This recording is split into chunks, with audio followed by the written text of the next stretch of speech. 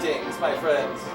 We are all interested in the television, for that is where you and I are going to spend much of the rest of our lives in front of. And remember, my friends, future television programs such as this will affect you in the future. For the first time, we are bringing you all Debunking, based only on the secret testimony of the pathetic souls who concocted this preposterous ordeal. Can your heart stand the shocking facts behind Gullible Americans hoaxed by scam artists?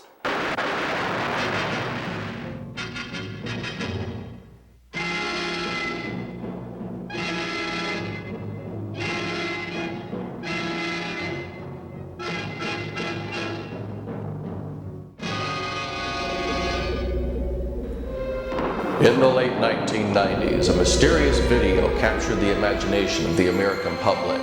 Supposedly the found footage of a group of people that had vanished off the face of the earth.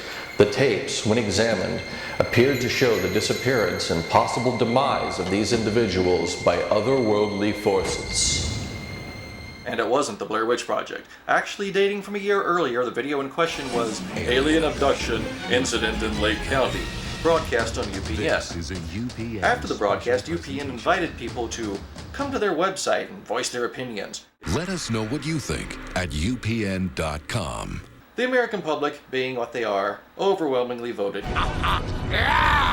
And so it got shown again, with some additional, specially enhanced footage designed to justify the second airing. So, what is this video?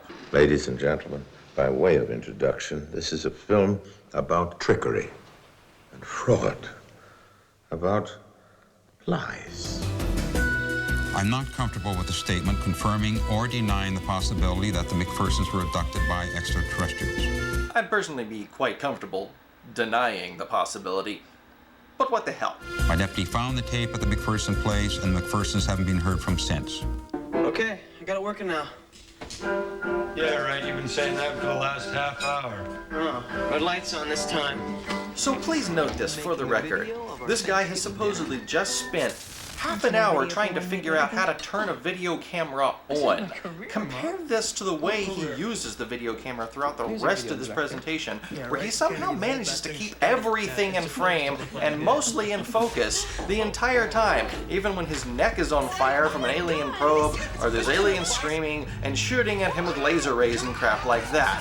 This is not the work of somebody who's just picked up a camera for the first time this day. Great. Power's out. Spooky. Let's check it out. What's going on outside? Oh man, what the hell? Somebody dang on put dry ice in my fuse box. Whoa. What the hell was that? You see that? What was that? Lightning. Fire. Power of God or something. But then further investigation reveals a UFO sitting in the lawn, which is for some reason photographed from a down-looking angle, almost as if it was a small model sitting on the ground being photographed from someone in a standing position. Like, maybe this. Joe Bob, Cletus, I think, look, over there. It's like, oh shit, Wookiees live in those things.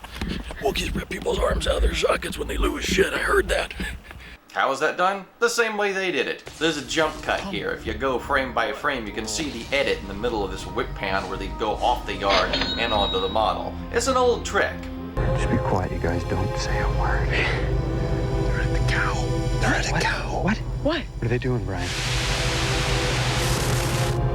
Oh, they're cutting open one of the cows. Oh. Cow? He's just cutting it. Quiet. Where's the cow? And why is it so foggy? Oh right, so the laser pointer beam will show up. Though, conversely, the cow will not. Why cows, anyway? What does it aliens have against cows? Oh, my leg. I mean, their entire history shows that they just seem to hate the little buggers. Or they're hungry. Who knows? We need to get the hell out of here. What's going on? Aliens out there! Where are you going? Coming with you. No, you're not. Well, I just don't think you should go out there by yourself. Now, for a guy who's never even operated a camera before, supposedly, he seems to be pretty well equipped since he obviously has a camera-mounted light on top of this unit, since even when he goes outside, everything in front of him is always perfectly well lit and clear.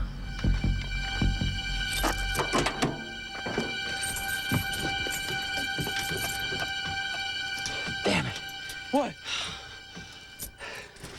Battery's dead. When's the last time you drove it? Here. I don't know. I mean, maybe it cables us or something. Great. The hell was that? Hell? Shine your light over here a minute. Oh my God. Now, one should hope that this didn't require an explanation. But let's face it, that static is not what tape static looks like. The tape is perfectly fine. The image sits perfectly still. Someone stuck static on top of it. Why would they do that? Well, one, they probably want it to look like, ooh, spooky alien technology has degraded the tape in random places. But there's probably a more practical reason for it. Take this example here. Something's wrong with the car engine. Let's go pop up the engine hood and see what's going on. Hey, wait, the static. Oh, suddenly there's smoke coming out. Why did the static come in there? Probably because the first time they tried to set off the smoke bomb, it didn't work. They had to hide the edit somehow. Hence the static. In fact, you'll notice throughout the entire video, the static keeps coming in every time there's a special effect.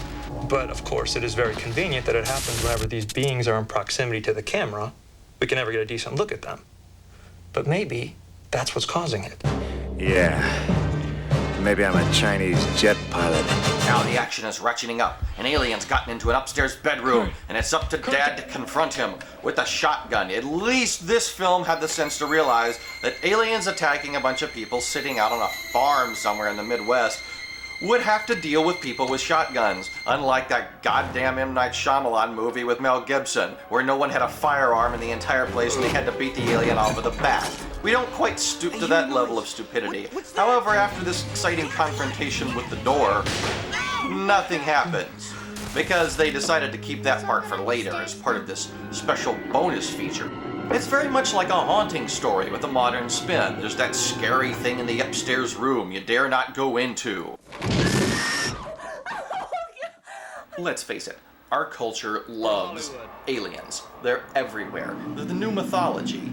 We not only know exactly what aliens like to drive around in, we even know exactly what the aliens themselves look like. From the high budget to the no budget, aliens seem to have taken on a very specific shape, which is one that is remarkably similar to our own, even though none of us has ever actually seen one. No, really, none of us. Take my word for it on that. I mean, why would aliens even be coming here? Why would we go to another planet, for example? What's so important that we would actually undertake that kind of a mission? And furthermore, just how difficult would that be? Let's check some things.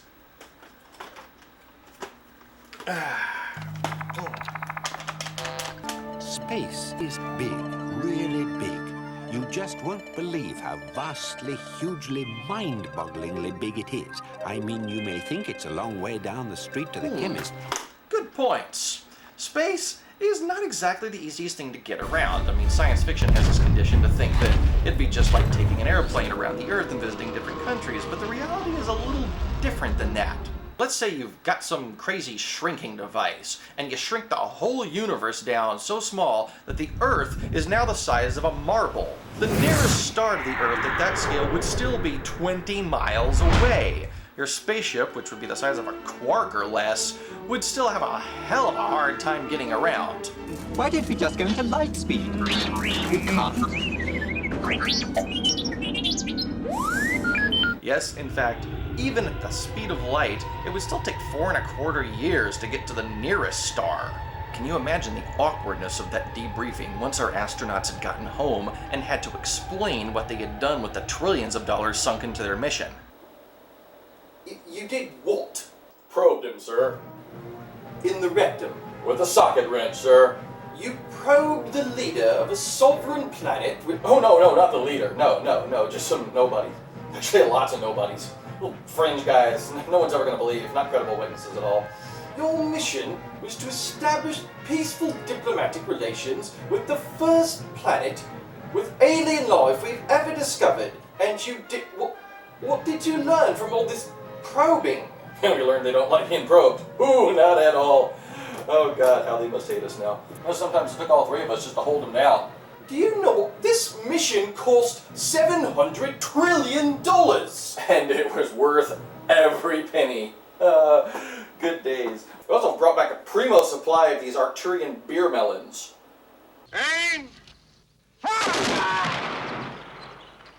And And now the aliens unleash their most dastardly scheme yet. A lens flare that flies terrifyingly around the room. It is so obviously added later, Dad doesn't even turn his head to watch it go by. And the cameraman continues to yell out, "I see it," I see it! even when it's not on camera.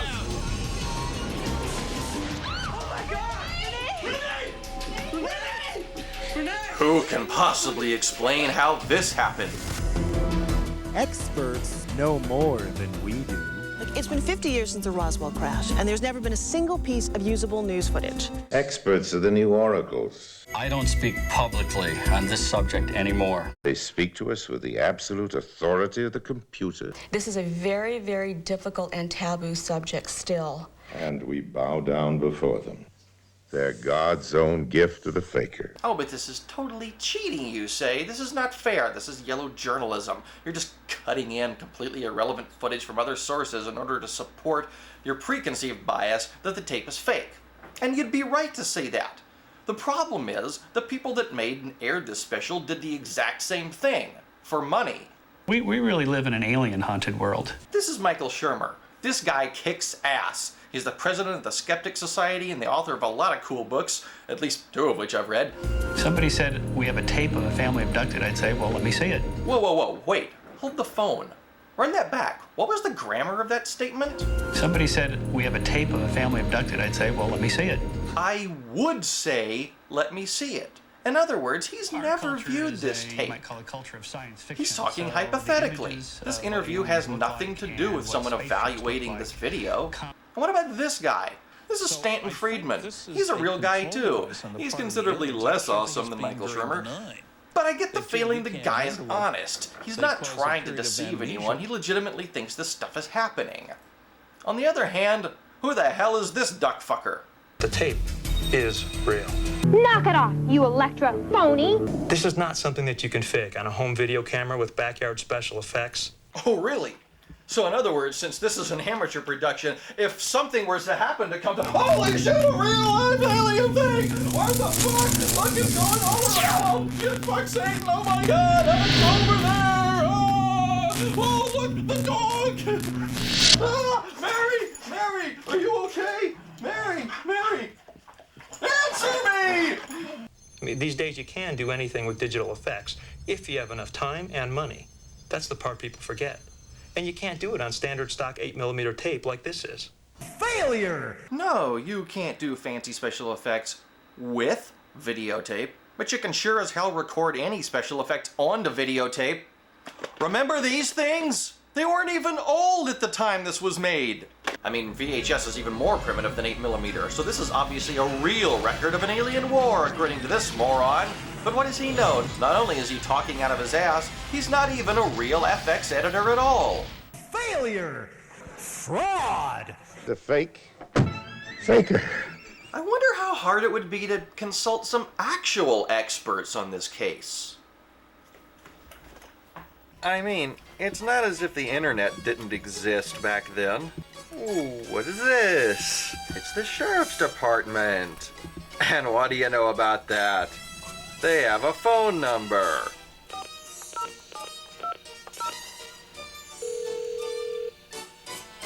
Lake County Sheriff's Department. Yes, I was curious to know if is there any way you could look up and determine if there's any outstanding missing persons case in that county regarding a McPherson family. This would be dating from like the late 90s, 97, 98, somewhere thereabouts. Is this about that TV program? Yeah, actually it is. You've heard about this.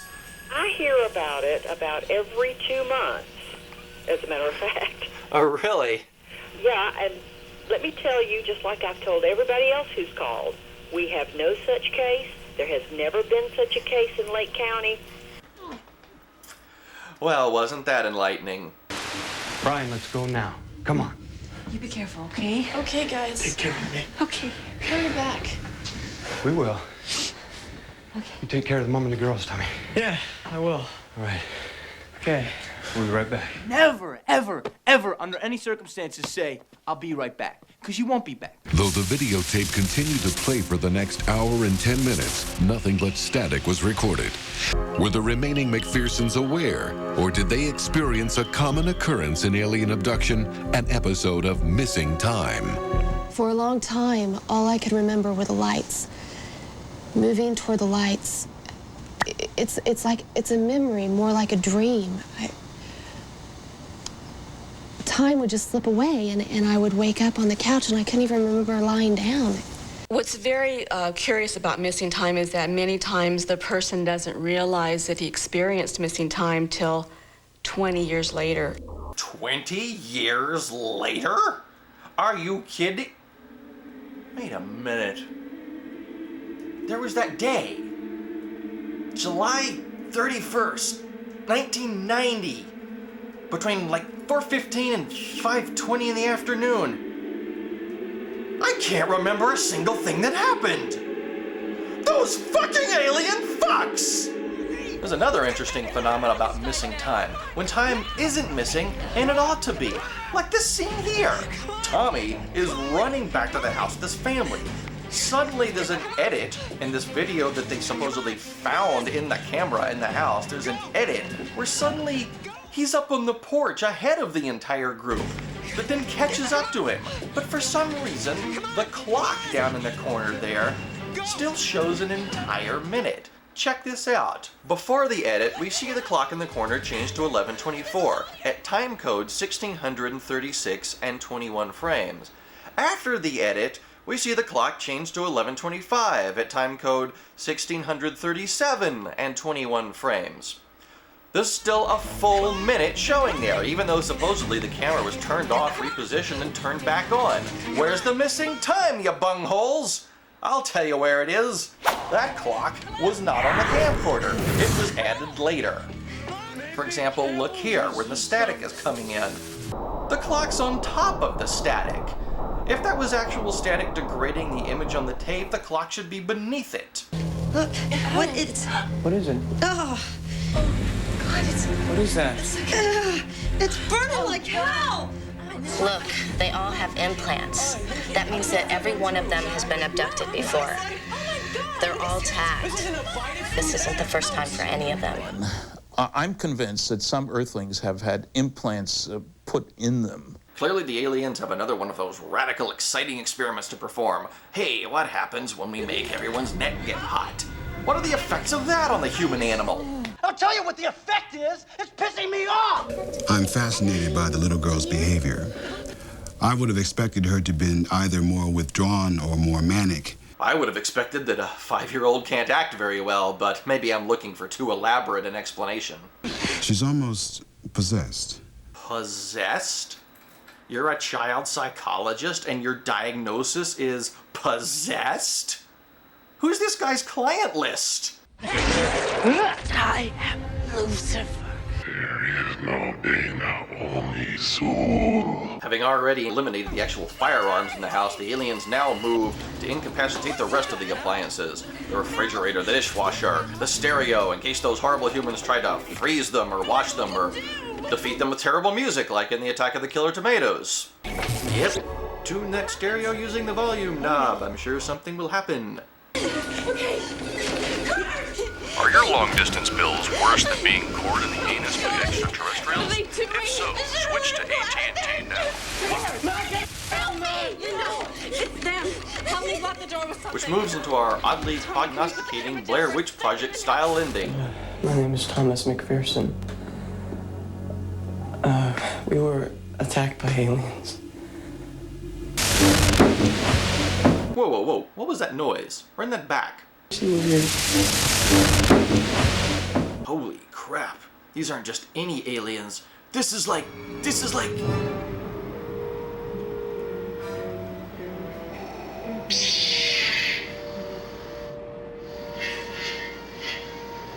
Unfortunately, no. Despite the fact that the lightsaber noise continues, we don't see anything so cool as Darth Vader. Just one of these hiding behind a door.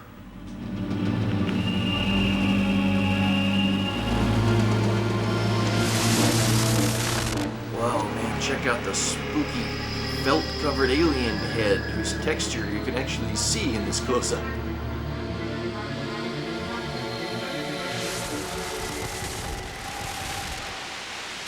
Were the McPhersons abducted by aliens? I'm pretty sure the McPhersons didn't spell their name with an apostrophe, you fucknut. Could the white light be an alien probe? Digital enhancement shows the object's true three-dimensionality. What the hell is it? That's the wonderful thing about lying. You don't actually have to do anything, you just say you did it. By digital analysis, we mean we ran a black bar over it twice. And by revealed its three-dimensional nature, we mean the picture didn't actually change at all. My take on what the aliens are doing and why they're abducting people, at this point I could only speculate. They're very interested in our reproductive system. Why? Why are aliens interested in our reproductive system? These are things that supposedly have mastered interstellar travel. Why couldn't they just take one cell from one person, scan it through their supercomputer that's the size of a fingernail, and break down our entire genetic code in a nanosecond and know everything they ever wanted to know? Why is it that aliens always seem to be hung up on things that we're hung up on about ourselves? The newly recovered footage you've been waiting to see.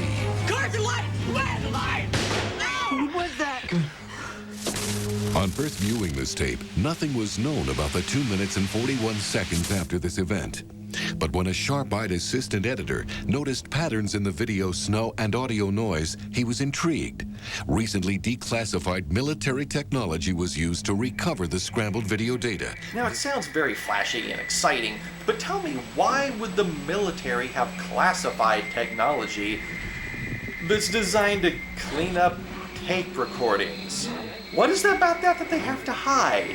Unless the first application of it was demonstrating that those 18 missing minutes from the Watergate tapes actually were Michelle Williams pouring out her love for Dick Nixon. Oh, Jesus. But, whatever the reason, all these secret military technology does is remove the static that these people had themselves added. And frankly, as a bonus scene, this is a total letdown. These people stand around in this room, talking with echoey voices, there's a dead alien on the floor that we can't really see, and eventually they just leave again. Oh, and remember in the teaser at the beginning, how they were planning on doing this special digital enhancement of this alien's face?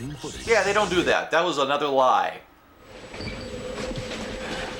You know, if being dead doesn't stop that alien from escaping the room, I'm pretty sure that piece of furniture isn't going to get in his way much either. And look how much luck Mel Gibson had in that crappy movie.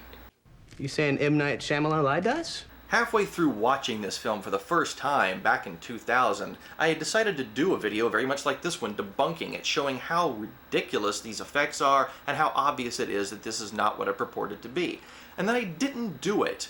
I let it sit for years because of this. Because I figured it was unnecessary, since the film ended with this.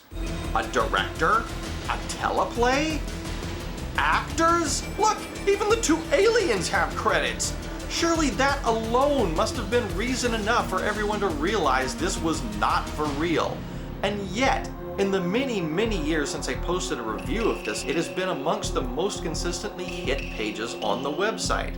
Every day, people are still entering keyword searches. McPherson family, Lake County, disappearance, blah, blah, blah.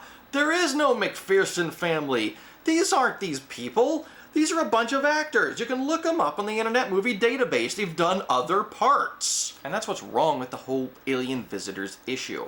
The entire idea of aliens coming here is so remote and so implausible and would be so amazingly difficult for the rewards involved that it really pales in comparison to the alternate explanation of people lie. Because lying's easy. Like, for example, remember this? Lake County Sheriff's Department. That's not the Lake County Sheriff's Department. That's my mother on the phone. I made it up. Almost any story is almost certainly some kind of lie. You see how easy this is? You just get on screen and act like you know what you're doing. It doesn't matter what you say. It doesn't matter how plausible it is. No one's gonna bother to check the facts because you're positioning yourself as an expert. I find your lack of faith disturbing. Oddly enough, I find it liberating. It lets you cut through the crap. The point being, if you want to fake something, it's not really that hard.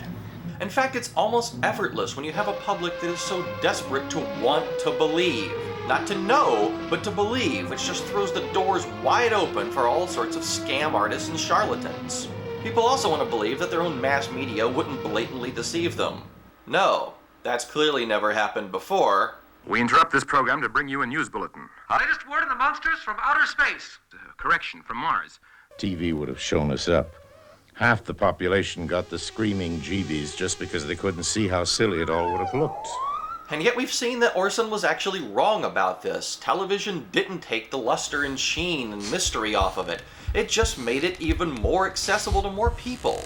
I need you in the shot or people will say they're fake. Well, nobody's gonna think these are fake. And yet, sadly, we live in a world where people would actually dispute that statement, where people would actually nitpick and complain about the quality of special effects of such amazing detail and accomplishment as this. And yet will still allow themselves to be snowed by garbage of this quality. What possible reason? They simply need to think that it's real. It ties back into our ancient fear of predators. We don't really have them anymore, but we still imagine we see them everywhere. Things that ghosts used to do, aliens do now. Poltergeist attack or alien attack? It's kind of hard to tell the difference. They seem to be on about the same kind of things. A lingering symptom of the time when our survival depended on being able to pick out threats hiding in the shadows. So are there aliens out there? There's no way of knowing, really. We may never know. If there are aliens, they're probably sitting around on their own planet staring back this way, wondering if there's any intelligent life out here. I sometimes wonder much the same thing myself. And frankly, finding out that aliens existed would be really cool. But any alien smart enough to get here in the first place would be too smart to be doing all of the completely stupid nonsense we constantly attribute to them. If we're going to accept something so extraordinary, we need some evidence that's a bit more extraordinary, or at the very least, better than the garbage that they're handing over to us now. My friends, you have seen this incident based on sworn testimony. Can you prove it didn't happen? Yes, you can. As can anyone with the slightest shred of common sense. People once laughed at the round earth, the heliocentric solar system, germ transmission, mental illness, the obsolescence of VHS, and even jokes. And now people laugh at common sense. God help us in the future.